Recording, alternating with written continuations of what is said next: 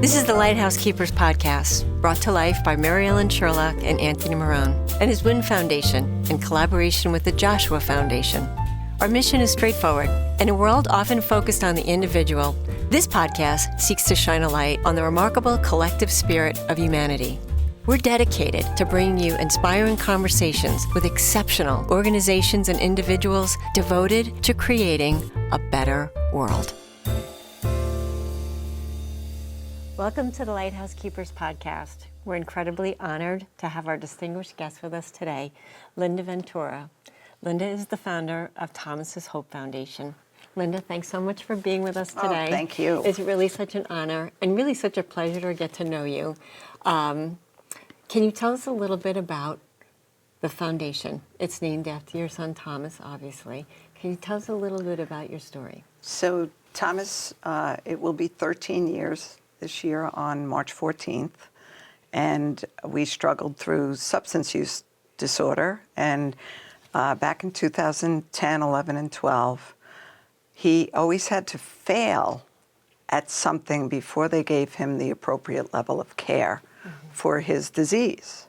So a preventable disease became a fatal disease because of lack of treatment, because of lack of resources, and it actually just really angered me as a mom because it was preventable.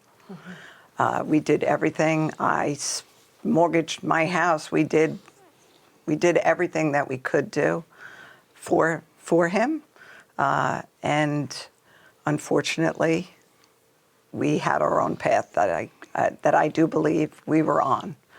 So Thomas's Hope Foundation today has really turned into what I needed at the moment in time that we were going through it as a family, and what I envisioned Thomas could benefit from while we were going through it. We are peer recovery coaches and family advocates, so we embrace the whole family, siblings, whoever your loved one, whoever your identified loved ones are, because families come in all different shapes and sizes. Right. So we envelop the whole family, because sometimes the person that's struggling doesn't want to get well right away. But when the family goes on their own recovery journey, oftentimes, more often than not, their loved one will also decide to go to treatment. And we just embrace them. So we help them find treatment. We drive them to treatment. We are their voice while they're in treatment to, whatever they need. If they need an advocate while they're there, then, we come up with a really healthy discharge plan, because you can't be released back to a homeless shelter and expect to experience recovery. Right. I just have to say, again, I'm so sorry for your loss. Thank you. And the fact that you've taken this pain, the enormity of the pain that I can't even imagine, but you've taken that and then you've turned around and you've manifested something good about it, which is why you embody everything that the Lighthouse Keeper is about: your dedication, your perseverance, your resilience about it. And I wonder sometimes, this was never what you sought to do. At least you didn't know it. No. And yet, is there a point where you say, it's not something I ever wanted to be good at, Mary Ellen, because if I had my son here, but this is what I'm good at, because I know it is preventable, and I stop at nothing to get what I want. You mentioned in one of our conversations, you are God's favorite. I am God's favorite. Can you explain that to me? Can you explain that to us? You know what? I'm very spiritual. I'm certainly not religious by any means. But I prayed for a strong, peaceful Thomas. And when Thomas died in those first couple of days, I remember being very poignant and saying, you really have to be careful what you pray for, and be very specific, number one. Yes. But I have a strong, peaceful son. And if his journey on earth here was done, then his journey on earth here was done. I do believe I shared with you also that when he was 5, he was the only one out of my 3 kids with me. And he leaned forward and he said, "Mommy, I'm not going to live to be old. I'm going to die young." And I can tell you where I was at that moment in time. Yes. And I thought, wow, Right. We were chosen long before we were Mom and Tom Yes. for To go this through to happen. For this journey. So, changed a lot of laws in New York State with other people, but every time I seemingly go to do something, doors open, and my gift is that I'm going to be crazy enough to walk through there Right. and say what it is that I So do have you to think say. you still have a mother-son team that's working 100%. in different dimensions to make these doors open? And the foundation, Tony's been there, but I've had people say, "Is Thomas here? I feel like he's here tonight." I go, "Oh, he's always here." He's always here. He's So, always but here. they don't even realize that he's gone, Right. because that's the kind of presence that he has. Yeah. And my just turned 1-year-old granddaughter knows who he is in photographs. Of course. And my son and daughter-in-law did not share that. And she plays peekaboo with someone Yes. who is I just got So- a chill. yeah, That's so I just wonderful. say that's a amazing. beautiful thing. He is surrounding you, and Absolutely. he's helping you every step of the way. I do ask him to haunt some people at times, but he hasn't done that yet that I know of. He's just being sympathetic. I know, Mom, they're tough. You mentioned to us a little bit about there's so many different ways that you're trying to address people that have this disorder, because it's not just, it's at times as many spokes to it, many levels, and peel an onion, there's a lot of layers in there. And sometimes that is what you say maybe failed Thomas, like the things that there weren't things set up, or he didn't qualify for this, or that. Is that part of the building out of Thomas Hope, is to make this a more cohesive treatment for people? Certainly cohesive. No one says no to getting treatment Right. when I call and ask. Right. It's just we work with New York State substance use places that the state runs, and we get people into treatment now. Right. Substance use is not something that people do to have fun. My son made one bad mistake that ignited a disease in his brain at the age of probably 15. And then that just manifested. That grows like wildfire in an adolescent brain. The addiction is instantaneous. It just changes in an adolescent brain. The wiring of their brain, it's not complete yet. Right. And it forever changes their brain chemistry. Right. So I always encourage people, we do a 6-week education series. Educate yourself. Don't ever say not my child. Right. You should be saying why not my child? Because it is so prevalent, and there is no rhyme or reason. It's an equal opportunity life destroyer, isn't it? Oh, my goodness. Rich, poor, it doesn't discriminate with anything. So, I really encourage. So, in their infinite wisdom, making marijuana legal in New York State and not coming out with a prevention plan prior to that is just egregious at so many levels. And you just follow the money. Right. And you know why they did it. And it's that education piece that everyone needs to know. Everyone in the world has trauma. Trauma often ignites things in everyone. Yes. But especially in kids. Sure. They don't have the don't have emotional the- intelligence to express. They don't. I'm And- hurt. I'm in pain. This is bothering me. I need somebody to talk to. But if I take a drink or a drug, Yes. I don't feel I anymore. don't feel anything. I'm numbing to the pain. Right. Yes. And that's for all people across the board. People don't destroy their families, lose their children. Nobody intends for it to Nobody go. intends for that to happen. Yeah. When you look at the landscape of what happened with Thomas and the current landscape, as hard as you're doing, as hard as you're trying, grinding, fighting, championing, is it getting better? Yes and no. So I wish I could say that it was a lot better, but the substance is really unimportant. It's this education piece, and coming post-COVID, we haven't even begun to see the impact on our youth yet. Right. We really have not.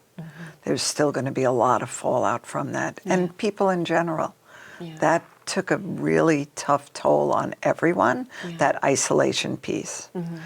People are buried in their social media, buried in their phone. They do not communicate and connect with other people. Yes. And the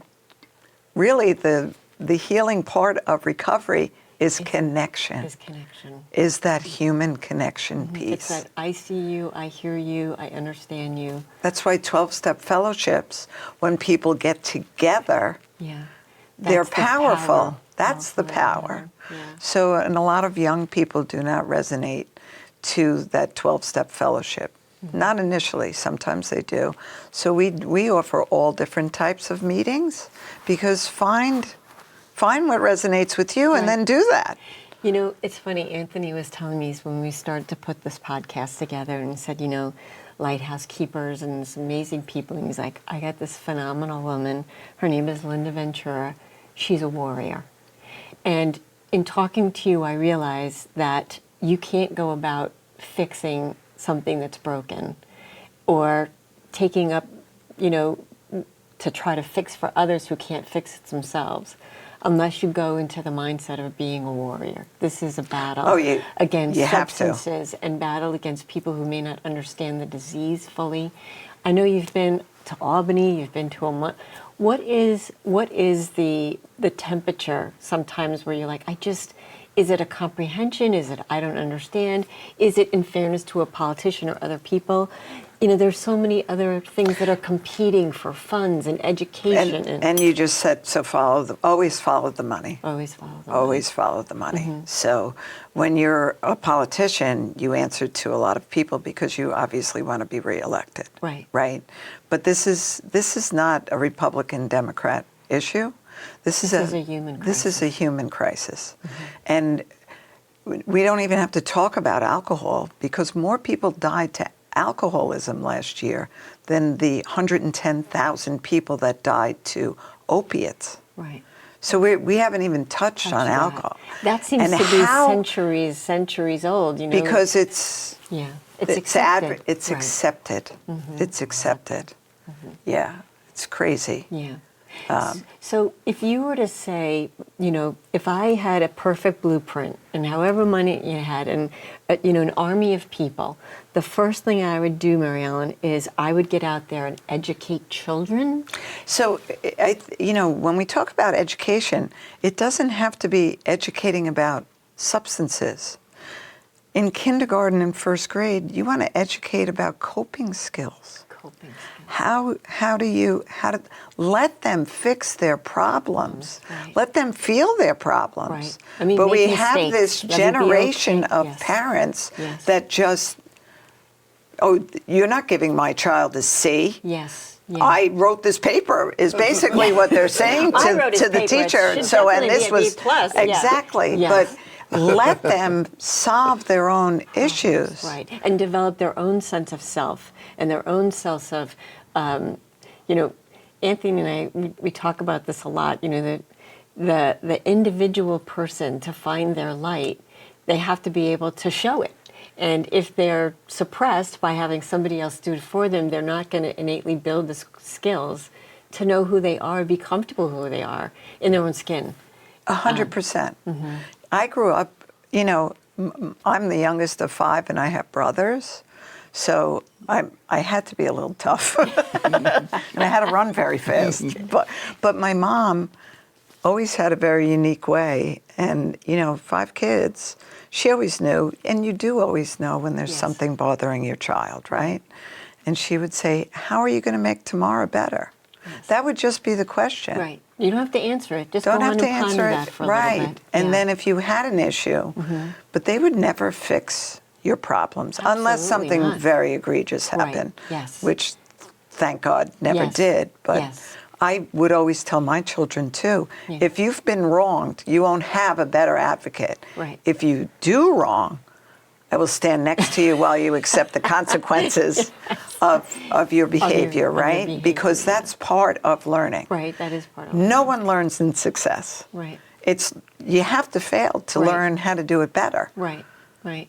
So one of the things we talked about is there are a lot of people who know about issues. I don't think many of our listeners could say that they don't know somebody who's had family issues with alcoholism or substance abuse or things like that. Everybody has been touched by this in some way or another. But I think people are, or maybe that are not educated enough or ashamed, depending on their age, to, how do I help? And I think that was the most important thing that we had with you, Linda, is it's not always a financial game. And listen, financial helps, but Right. it's more than that. It's more than that. Too many people are embarrassed. Embarrassed. You know, and that's the shame and stigma of substance use. So I'm not ashamed of my son, Right. because he had a disease. So he was this handsome, charming, magnetic, sarcastic, believe it or not, don't say anything, Tony, great sense of humor, athletic kid. And when Thomas was on drugs, he was a mean, manipulative thief that would do anything to get his next fix. So there were two different people that I was dealing with, and I absolutely knew who I was dealing with, and I treated them both differently. Right. But the one thing that parents do is, you know, when someone's struggling with substance use, they'll call me and say, you have to help them and do this and do this. And I say, you can have them call me. Right. But I'd love to work with you because you need to start on your own recovery. Yes. I don't have the problem. Right. If just fix them and we'll all be okay. Right. Well, that's the It furthest doesn't work. thing Yes, from that the truth. codependent thing does Yes. not work. So be the example you want to see in the world. Right. Right. You have to stand up and say And this. every time that well-meaning loved ones do things for the person that's struggling, you are telling them, you can't do this. I have to do this for you. So you keep reinforcing that they have to, and then you wonder why they have no self-esteem, because the world continually tells them, Right. you're no good, you're not good at anything, you can't do this. Right. And I'll be honest with you, there's a big thing that came out in social media the last couple of years, especially during the pandemic, and they've labeled it breaking generational curses. And I think that actually might be one, is that there's an enabling behavior. You know, let's keep the secret in the family. Nobody What needs happens to in this know. house stays in this house. Yep. And under the cloak of shame. Yes. And you just said I love my son. I'm not ashamed of my son at all. I'm not ashamed of him at all. And that if more people would accept that as humans, as we talked about a lot in this podcast, humans are supposed to be, you know, make mistakes. That's why we're here. You know, we come to this earth school to learn and, you know, to figure out how to get along and grow and get better, you know, every day. Absolutely. When you're not taking the lessons or taking responsibility for your actions, you're going to kind of stay in that spot. So with Thomas's foundation, we have a wonderful community with Lighthouse Keepers podcast. I can just tell the amazing humans that we're reaching out to. If people said, wow, Linda Ventura was so incredibly powerful, what she said, what do I do? What does average Joe from Long Island, New York say? I want to reach out to this lady. And would they say, what can you do? I'm a counselor. I'm a therapist. I'm an acupuncturist. I'm a, Reiki all of master. those people All of above. can, because you just said Reiki, which is so funny. On the second Wednesday of every month, we do Reiki and sound healing, because you need to do all different elements of. Everybody heals differently. Heals, do all of those things. It could be music, art, it could be almost anything. And you tap into these amazing souls that don't even know what they're good at yet. But what comes out of them when you do tap into it is utterly, phenomenally beautiful. Have you seen that love in action? Have you seen I a have. very broken, Oh, my really goodness. fractured soul really come back together and come back to life? 100%. And you see the miracle in action. Like, You see the miracle in action. The miracle doesn't have to be a straight line either. Yeah. So, you know, I always tell families, if they fall down again, that's not failure. Right. That's not the end. That's not the end. It's how quickly they get back up. Yeah. You know, and amazing. that's what we want to see. But we also do, the second Friday of every month, we do the Heart Speaks, which is an open mic night. basically.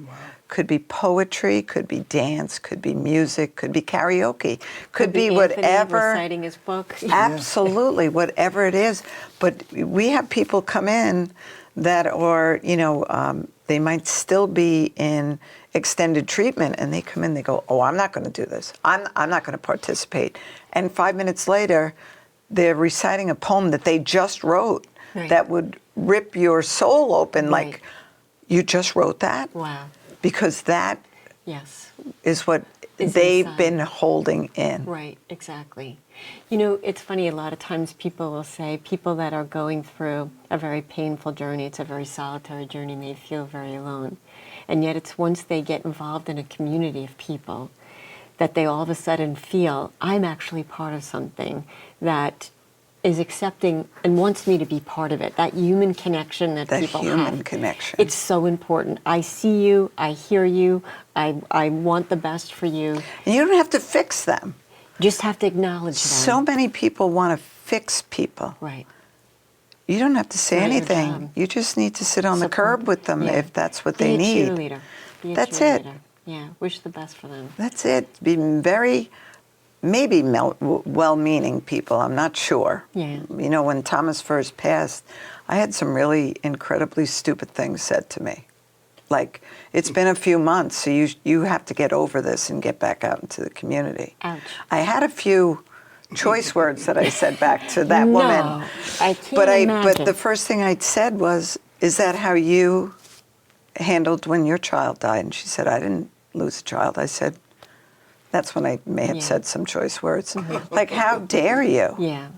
I think people, there's an awkwardness. There's an awkwardness. And they need to fill that with some stupid...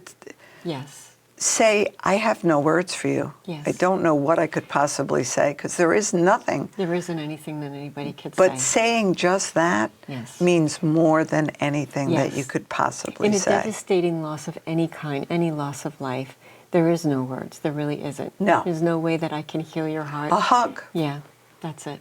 I'm here if you want to talk. Exactly. Yeah, exactly. Exactly. Do you have, can you tell us one of your more heartfelt stories in your time as Thomas's Hopes, when you're like, you know what, Mary Ellen, I go back to this every time something gets hard.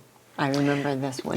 Fortunately, so for me, my higher power lets me see a few things, because he's also taught me, don't hold on to anybody. They're not yours to hold on. You do your job, you plant your seed, the rest is up to me. Because I can't hold on to all of that, because that will wear down a human. But I remember right after Thomas passed, he was at a place up in Garrison, New York called St. Christopher's that was run by the Franciscan friars. And they scholarshiped him, which was unbelievable, because I had nothing. And I went back up to thank them for what they had done, which they didn't expect. And a gentleman who I'm still friendly with gave me a tour of the grounds, and the grounds up there are absolutely spectacular. And we had lunch, and Father Bill at the time said, would you mind talking to a few of the guys? This is a very unique opportunity. I want you to know that I was in my son's sweatpants, sweatshirt, and had his hat on backwards. Andrew was with me, because it's like 4 days after he passed.